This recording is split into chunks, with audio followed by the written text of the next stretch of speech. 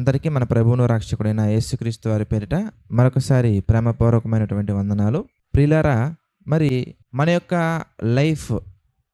లైఫ్‌ని మనం గనక చాలా చక్కగా విభజించగలిగితే, అంటే బైబిల్‌లో ఉన్న దాని ప్రకారంగా మనం గనక విభజించగలిగితే, ముఖ్యంగా 2 పార్ట్స్‌గా మనకు కనబడుతుంది ఆత్మీయంగా మనం ఆలోచిస్తే.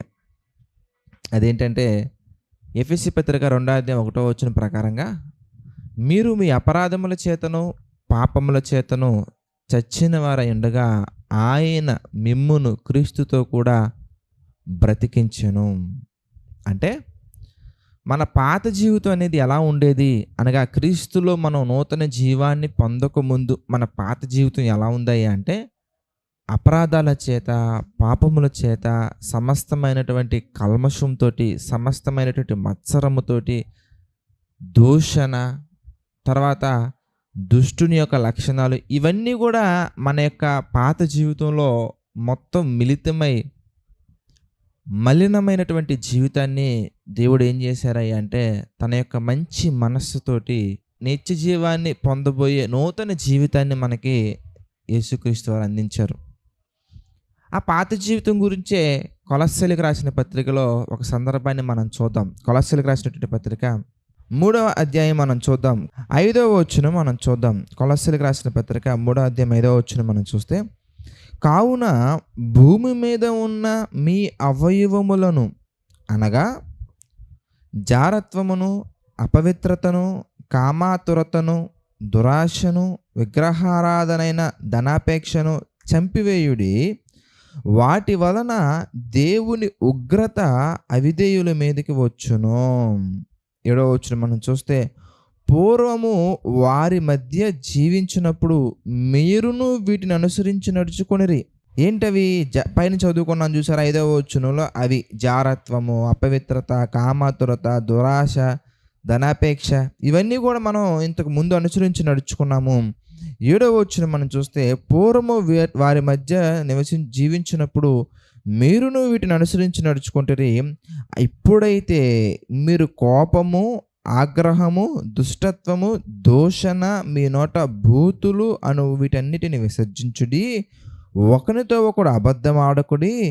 ఏలయనగా ప్రాచీన స్వభావమును దాని క్రియలతో కూడా మీరు పరిత్యజించి, జ్ఞానము కలుగు నిమిత్తము దానిని సృష్టించిన వాని పోలిక చొప్పున నూతన పడుచున్న నవీన స్వభావమును ధరించుకొని ఉన్నారు. అంటే ప్రాచీన స్వభావం దాని క్రియలతో కూడా మనం ఏం చేసామంటే పరిత్యజించాం. అంటే దానిని విసర్జించాం, దానిని విడిచిపెట్టాం, దాన్ని చంపివేశాం. ఆ ప్రాచీన స్వభావాన్ని, పాత స్వభావాన్ని మనం ఏం చేసామయ్యా అంటే దాని క్రియలతో కూడా దాన్ని మనం చంపి మన నూతనమైన స్వభావాన్ని క్రీస్తు యొక్క కృపను బట్టి క్రీస్తులో మనం పొందుకొని ఉన్నాము. అయితే మరి దుష్టుడు అనగా మనతో గత కాలంలో ఇవన్నీ కూడా చేసే విధంగా ప్రేరేపించి, మనల్ని ప్రోత్సహించి, మనకు కావలసినటువంటివన్నీ కూడా అందించినటువంటి ఆ దుష్టుని యొక్క స్వభావంలో నుంచి మనం దేవుని స్వభావంలోకి వచ్చాం కనుక, అనగా అపవాది యొక్క లక్షణాల్లో నుంచి అద్భుతమైనటువంటి దేవుని యొక్క లక్షణాలకు మనం వచ్చాం కనుక, వాడు ఏం చేస్తాడయ్యా అంటే, ఆ సాతానుడు ఏం చేస్తాడయ్యా అంటే, నీ పాత జీవితాన్ని again and again and again and again తీసుకొచ్చి త్రవ్వి త్రవ్వి త్రవ్వి నీ ముందు చూపించి, ఇదిగో నువ్వు ఇలాంటోడు తెలుసా, నువ్వు ఇలాంటి దానివి తెలుసా అని మనల్ని గుచ్చి గుచ్చి గుచ్చి గుచ్చి మనల్ని కృంగిపోయే విధంగా అయినా చేయొచ్చు. లేదంటే కనుక, దేవుడు నిన్ను నిజంగా క్షమించాడా, నిజంగా క్షమించారంటావా, నాకెందుకో దేవుడు నిన్ను క్షమించలేదనిపిస్తుంది, నువ్వు అలా భ్రమపడుతున్నావేమో అని అపవాది మనల్ని భ్రమపెడతారు. మనం బాగానే ఉన్నామండి, మనం నిశ్చయమైనటువంటి నిశ్చలమైన రాజ్యంలో గమనాగమనముల వలన కలుగు ఛాయైనటువంటి లేని రాజ్యంలో మనం ఉన్నాం. మనం బ్రహ్మాండంగా ఉన్నాం. కానీ వాడు భ్రమపరుస్తాడు. ఏమన్నా తెలుసా, నిజంగా దేవుని క్షమించాడా, దేవుని క్షమిస్తాడా, నిజంగా ఆలోచించవసరి దేవుని క్షమిస్తాడంటావా? వాడు మనల్ని ఒక రకమైనటువంటి భ్రమలోకి తీసుకెళ్తాడు.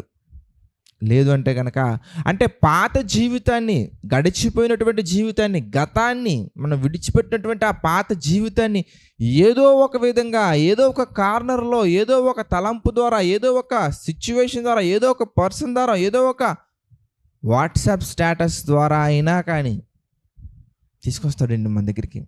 లేదా అది మంచి అన్నట్టుగా మంచి కోణంలో మన దగ్గర తీసుకురావచ్చు. ఒరేయ్, మనం ఎంత మంచి వాళ్ళం రాకప్పుడు, మీ పాత కాలంలో ఉన్నటువంటి స్నేహితులండి, పూర్వకాలం ముందు వీరి మధ్య మీరు నివసించారు కదా, అనగా ఆ ధనాపేక్ష, ఆ దురాశ, ఆ కామాతురత, ఆ విగ్రహారాధన, వాటి యొక్క పోలికల్లో, వాటి యొక్క లక్షణాలలో, వాటి క్రియల్లో మనం జీవించాం కదా, అక్కడ ఉన్నటువంటి వాళ్ళు మళ్ళీ మనకు కాంటాక్ట్లోకి వస్తారండి.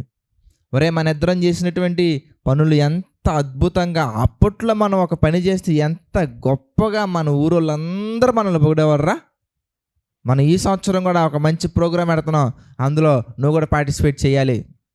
అప్పుడు లేదురా, నేను అలాంటి వాటికి దూరంగా ఉన్నాను, నువ్వు చెప్పే లోపు ఊరిక అలాంటివన్నీ మాట్లాడుతూ నువ్వు మనం ఒకటే అని చెప్పి మనల్ని ఏదో ఒక విధంగా మనల్ని గొప్పవాళ్ళుగా చిత్రీకరిస్తూ.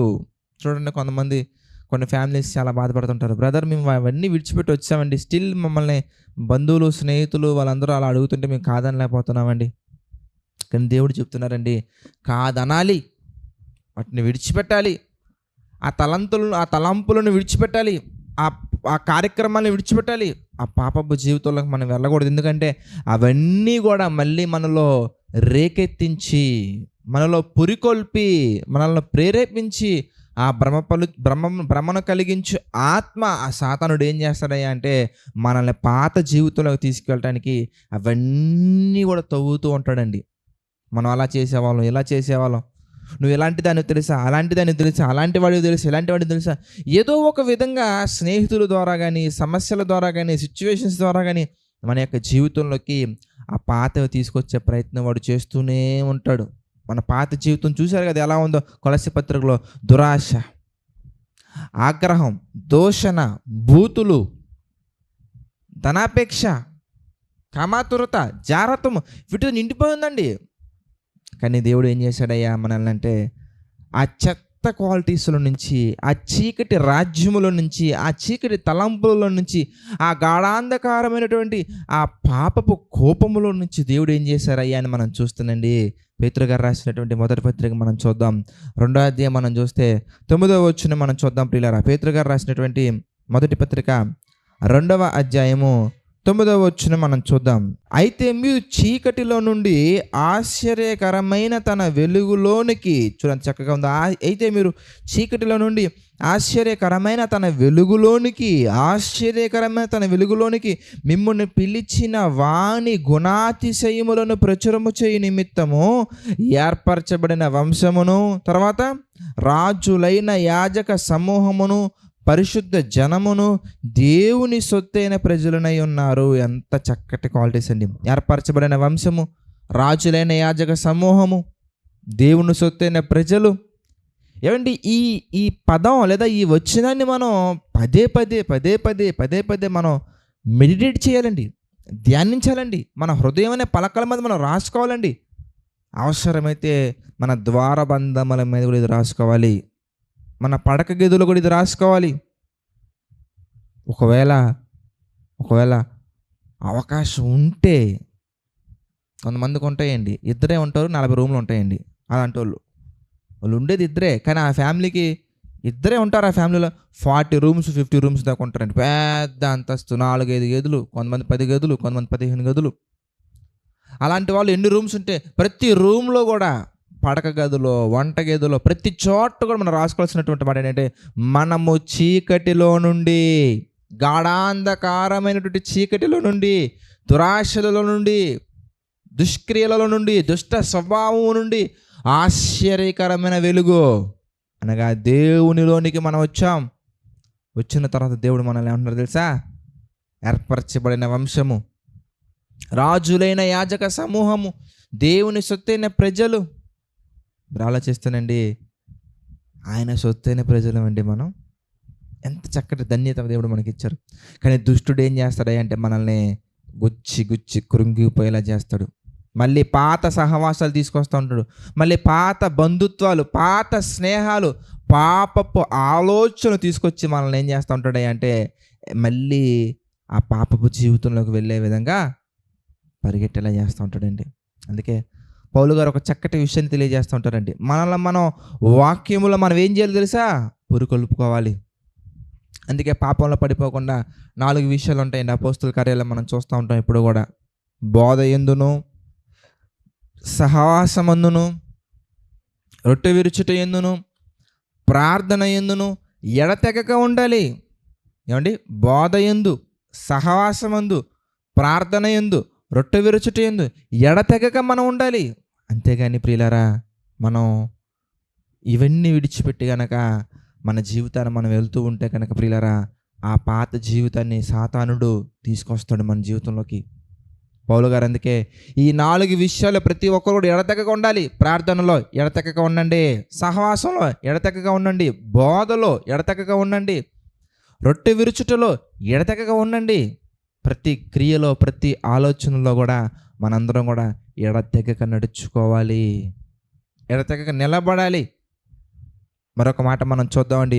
పౌలు గారు మనందరికి ఒక మాదిరి, ప్రతి ఒక్కరు ఇలా ఉండాలని తన ఆత్మీయ జీవితాన్ని, తన జీవితాన్ని మనకి మాదిరిగా ఉంచి ఒక చక్కటి విషయాన్ని తెలియజేస్తున్నారు. అదేంటో మనం చూసి మనం ముగించేసుకుందామండి. ఫిలిప్పీలకు రాసినటువంటి పత్రిక మనం చూద్దాం. ఫిలిప్పీలకు రాసిన పత్రిక 3వ అధ్యాయము 13వ వచనం మనం చూద్దామండి. సహోదరులారా, నేను ఇదివరకే పట్టుకొని ఉన్నానని తలంచుకొనను, అయితే ఒకటి చేయుచున్నా. అదేంటి ఇంతకీ? వెనకున్నవి మరచి, ఏమండి? వెనకున్నవి మరచి అంటే మర్చిపోతున్నారు. వెనకున్నవి మరచి ముందున్న వాటి కొరకే వేగిరపడుచు క్రీస్తు యేసునందు దేవుని ఉన్నతమైన పిలుపునకు కలుగు బహుమానమును పొందవలనని గురి వద్దకే పరిగెత్తుచున్నాను. అంటే మనం ఏం చేయలేసా? వెనకున్న వాటిని మర్చిపోవాలి. వాళ్ళు మంచి ప్రాణ స్నేహితులైనా కానీ మన ప్రాణాలను నరకానికి తీసుకువెళ్ళిపోయే పరిస్థితులు కల్పిస్తారు. మనకి బాగా ఇష్టమైనటువంటి బంధం, కానీ మండు అగ్నిగుండంలోకి తీసుకువెళ్ళే ఆ బంధాలు వద్దండి. వెనుకొన్నవి మర్చిపోవాలి. ఎందుకంటే వాటి ద్వారా మనము చీకటి క్రియలలోకి మనం వెళ్ళిపోతున్నాం. వెనుకొన్నవి మర్చిపోవాలి, ఎందుకంటే వాటి ద్వారా మనం నరకాగ్నికి వెళ్ళే అవకాశాలు ఉన్నాయి. వెనుకొన్నవి మరిచి ముందున్న వాటి కొరకు మనం ఏం చేయాలి తెలుసా? పరిగెత్తాలి, వేగిరపడాలి. క్రీస్తు యేసు యొక్క పిలుపుకు తగినటువంటి ఉన్నతమైన బహుమానం యేసుక్రీస్తు వారి యొక్క మార్గంలో మనం వెళ్తే, అపవాది ఊరిలో నుంచి తప్పించుకొని దేవుని యొక్క ఉన్నతమైన మార్గంలో మనం వెళ్తే ప్రియులారా, చక్కటి బహుమానము. చూద్దాం 14వ వచనం మనం చూస్తే, క్రీస్తు యేసునందు దేవుని ఉన్నతమైన పిలుపు. ఎంత గొప్ప పిలుపు అండి అది! పాపములో ఉన్న మనల్ని, అవిధేయులుగా ఉన్న మనల్ని, అవిశ్వాసులుగా ఉన్న మనల్ని, నరకాగ్నికి లోనయ్యే మనల్ని, దుష్ట స్వభావం కలిగిన మనల్ని, పాపపు స్వభావం కలిగిన మనల్ని ఆశ్చర్యకరమైనటువంటి వెలుగులో పిలిచారండి. మై డియర్ సన్, ఇక దాన్ని విడిచిపెట్టు, నేను నీకు నిత్య జీవాన్ని ఇస్తాను, నేను నిన్ను విడువను, ఎడబాయను, శాశ్వతమైన ప్రేమతో నిన్ను ప్రేమిస్తున్నాను. ఎంత గొప్ప పిలుపు అండి అది! దేవుని ఉన్నతమైన పిలుపునకు ఆ గొప్ప బహుమానం మనకుంది ప్రియులారా.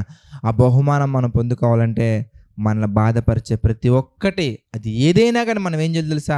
దాన్ని మనం మర్చిపోవడం అంటే మళ్ళీ జ్ఞాపకం చేసుకోకూడదండి. ఇక మళ్ళీ శాశ్వతంగా మర్చిపోవాలి. దాని ద్వారా మనకి ఎంత ఘనతైనా రావచ్చు, ఎంత ధనమైనా రావచ్చు, ఎంత సంపదైనా రావచ్చు. సంపద కలిగించేదైనప్పటికీ సర్వోన్నతుని యొక్క మార్గానికి విరుద్ధంగా ఉంటే దాన్ని మనం విడిచిపెట్టాలి. సంతోషం కలిగించేదైనప్పటికీ సమస్తాన్ని మన కొరకు త్యాగం చేసిన క్రీస్తు యొక్క ఆలోచనకి విరుద్ధంగా ఉంటే దాన్ని మనం విడిచిపెట్టాలి. విశ్వాసంలో ముందుకెళ్ళాలి, వెనుకున్న వాటిని మర్చిపోవాలి. కనుక మనందరం కూడా ఆ గతాన్ని తలుచుకుంటూ మనం దాంతో మురిసిపోతూ, బాధపడుతూ, కృంగిపోతూ కాకుండా ప్రియులారా, ముందున్న వాటి వైపు మనం చూడాలి, ముందున్న వాటి కొరకు మనం వేగిరపడాలి. అలా మనందరం కూడా క్రీస్తు యేసునందు దేవుని యొక్క ఉన్నతమైన పిలుపునకు తగిన బహుమానం కొరకు పరిగెత్తాలని మనస్ఫూర్తిగా ఆశిస్తూ నా ఈ మాటలు ముగిస్తున్నాను. ప్రార్థన చేసుకుందాం. దయచేసి ప్రతి ఒక్కరూ తలలో వంచి ప్రార్థనలు ఏకీభవించండి. ప్రార్థన. సకల ఆశీర్వాదములకు కారణభూతులైనటువంటి మా ప్రియమైన పరలోకపు తండ్రి, పరిశుద్ధుడ, మహోన్నతుడ దేవా, గడిచిన కాలమంతయు కూడా తండ్రి మీ కృపలో నడిపించారు, సహాయం చేశారు, మీ ప్రేమలో బలపరిచారు తండ్రి. మీ యొక్క నామానికి మహిమకరంగా తండ్రి మేమందరం కూడా ముందుకు సాగినట్లుగా మాకు సహాయం చేయండి. మీ ప్రేమలో బలపరచండి, మీ కృపలో మా తండ్రి స్థిరంగా నిలబెట్టండి. మీ యొక్క ఆలోచనలకు మా తండ్రి తగినట్టుగా నడుచుకునే ధన్యతను దయచేయండి. మీ ప్రేమలో తండ్రి అంతకంతకు బలపడుతూ, మీ కృపలో తండ్రి అంతకంతకు వర్ధిల్లుతూ తండ్రి ముందుకు సాగే ధన్యతను మాకు దయచేయండి ప్రభువా. తండ్రి మీ యొక్క ఆలోచన ప్రకారంగా తండ్రి నడుచుకుంటూ ముందుకు సాగే కృపలో మా తండ్రి మేము వెళ్తూ ఉండగా తండ్రి ఎటువంటి అపవాది ఆటంకాలు, ఎటువంటి అపవాది ఆలోచనలు వచ్చినా కానీ మా తండ్రి వాటిని జయించి మీ కొరకు నమ్మకంగా యథార్థంగా బ్రతికే ధన్యతను అందరికీ దయచేయండి తండ్రి. ప్రభువా, ఆర్థిక, ఆరోగ్య, మానసిక సమస్యలలో తండ్రి కృంగిన ప్రతి ఒక్కరిని మీరు జ్ఞాపకం చేసుకోండి తండ్రి. కృంగిన ప్రతి ఒక్కరికి తండ్రి మీ కృపలో బలపడే ధన్యతను తండ్రి, సహాయాన్ని మా తండ్రి కృప చూపించండి. ప్రభువా, మీ యొక్క ప్రేమలో మా తండ్రి వర్ధిల్లుతూ ముందుకు సాగుటకు మా తండ్రి వెళ్ళే ధన్యతను మా ప్రభువా కృప చూపించండి తండ్రి. దేవా, ఈ యొక్క పరిచర్యకు తండ్రి ఆర్థికంగా సహకారులకు నిలబడుతున్న ప్రతి ఒక్కరిని తండ్రి మీరు జ్ఞాపకం చేసుకోండి. ప్రతి ఒక్కరికి తండ్రి మీ కృప తోడుగా ఉంచి నడిపించండి, సహాయం చేయండి. ప్రభువా, ప్రేమలో బలపరచండి, ఆశీర్వదించండి, నిలబెట్టండి తండ్రి. ప్రభువా, సమస్త మహిమ, ఘనత, ప్రభావాలు మీకే చెల్లించుకుంటూ మీ చిత్తమైతే మేము అందరం మరలా కలుసుకునే ధన్యతను దయచేయమని వేడుకుంటూ మా ప్రభువును రక్షకుడైన యేసుక్రీస్తు వారి పేరిట ఈ ప్రార్థన అడిగి వేడుకొనుచున్నాము తండ్రి. ఆమేన్. అందరికీ వందనాలండి. God bless you all.